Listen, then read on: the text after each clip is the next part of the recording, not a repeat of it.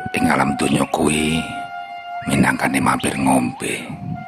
Kudu nrimo, kudu sabar, kudu ngomong karo awake dhewe uga wong liya.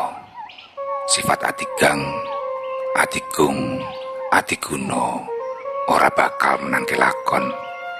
Aja dumeh dadi wong bisa, aja dumeh dadi wong sugih, aja dumeh dadi wong kanggo. Kabeh kuwi mung pacobaning urip.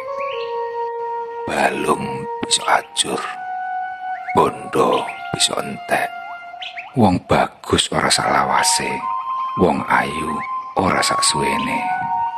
Ora ana sing langgeng saliyane Gusti Allah Subhanahu wa taala. Sing jujur aja ngapusi, sing pinter aja keblinger. Nek kowe krasa lara dijiwit, ya mbok aja njiwit wong liya. Sing eling yo ngger,